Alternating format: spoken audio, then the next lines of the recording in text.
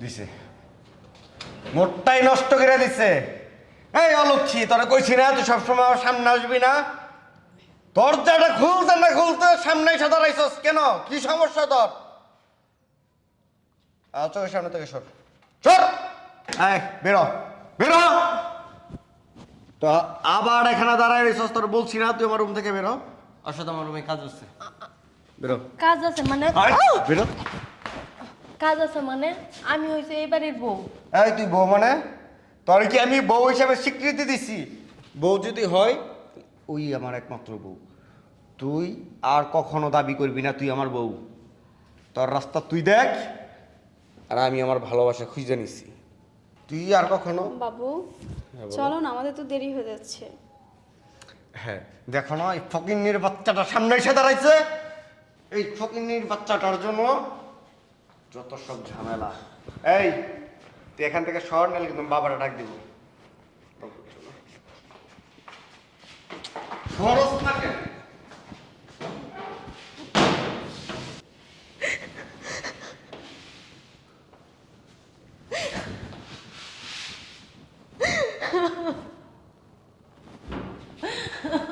বৌমা, কি হয়েছে মা তোর? আব্বা, কি মা, কি হয়েছে তোর?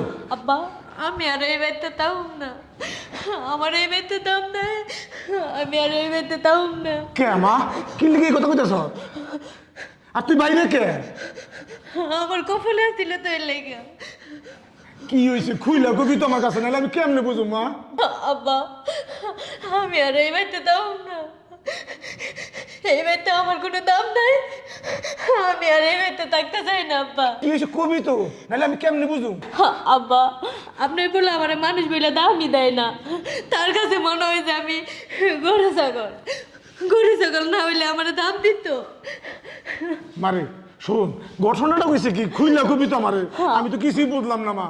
আব্বা, আপনি বলে আজকে একটা মায়া নিয়ে আয় পড়ছে। কোন আমি এই মুখ কেমনে দেখাবো আমি গ্রামের মানুষরা? আর কইতে হবো না, আমি বুঝছি, কিন্তু ওই কুলাঙ্গারটা কোথায়? এই দাদা করবো। এই কিছে? কি হয়েছে? এই এদিকে আয়। এই তুই এটা কি শুরু করছ? কি শুরু করছি? হ্যাঁ, এই এরকম একটা বউ তুই জীবনে পাবি? এই গাইয়া খেত, আমি তোমাকে আগেই কইছি যে আমার এই ধরনের মেয়ে পছন্দ না। এই মেয়ে, এই এই তোমার বাড়ি কোথায়? হ্যাঁ, এই তুমি জানো না যে আমার ছেলের বউ আছে, আর তুমি এই বাড়িতে এসে পড়ছো? বাবা, তুমি ওকে কেন কথা শোনাচ্ছ? কথা যদি শোনাতে হয় তাহলে এই গাইয়া বুক থেকে শোনাও। বাবা তুমি কারে গায়ে বুধ বলো? হারে তোর তো খুব ভালো ভালো জোয়ার একটা মতন একটা বউ পাইছ তুই, আর তুই কারে নিয়ে এসো তুই অবস্থায়? তার পোশাক কি, তার বাপের নাম কি, বাড়িঘর কই, এটাও তো আমি নিজে জানি না। আব্বা দেখো, আর নিয়ে কোনো কথা বলবো না।